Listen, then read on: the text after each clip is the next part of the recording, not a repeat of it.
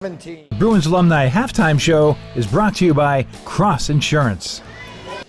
John Horrigan, joined by Gayle Troiani, Black and Gold Productions. Gayle, good to see you. Nice to meet you, John. How are you today? Fine, thank you. I've lost my voice doing too many woos, but tell us about Black and Gold Productions. Well, Black and Gold Hockey covers everything Boston Bruins, from all the way from prospects overseas, college students, the AHL Providence Bruins, the NHL Bruins, and now the Bruins alumni. Well, thank you so much. I appreciate that. Where can we see all of your stuff? We are online at blackandgoldhockey.com.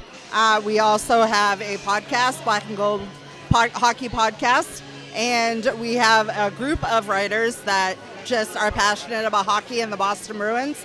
Everything Black and Gold, hence the name Black and Gold Hockey. So you obviously a big hockey fan.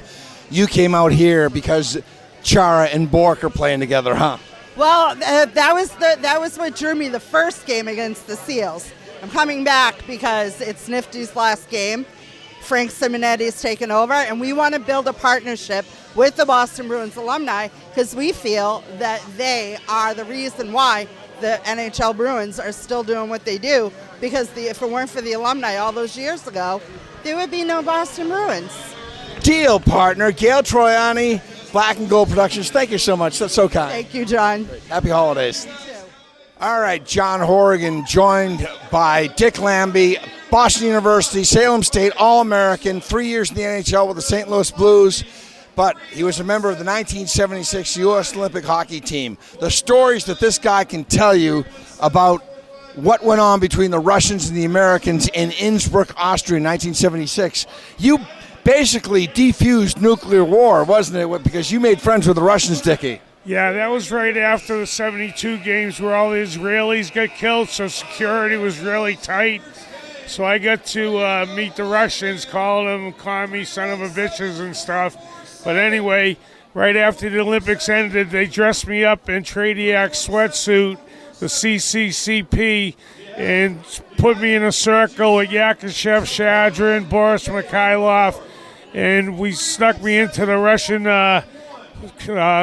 lodging quarters, and I stayed with the Russians and drank vodka for a couple hours. And then about 10 years went by, and they came to Boston Garden, and I didn't know if they'd remember me, but I went to the Bruins bench in warm-ups, and all of a sudden one of them saw me and said, they started saying Lamby, Lamby, pointing at me, skating around, and came over and gave me a big hug 10 years later, which was great.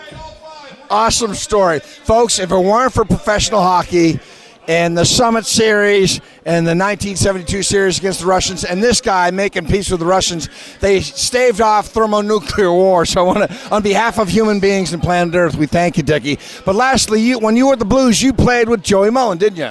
Yeah, Joey and I played together in St. Louis, and we won back-to-back championships in Salt Lake City for the Golden Eagles in the Central League. And we played against each other. Joey was at BC, I was at BU, and we beat BC in the finals to win the national championship down at Providence. And my record against BC, in case any of you guys are out there listening, I'm 7-0 against BC. All right, there we go. A terrier through and through, this guy. Dick Lamby, 1976 U.S. Olympic hockey team, Boston Bruins alumni. Good to see you, buddy. Okay, thank you very much. Have a great, happy holidays to everybody.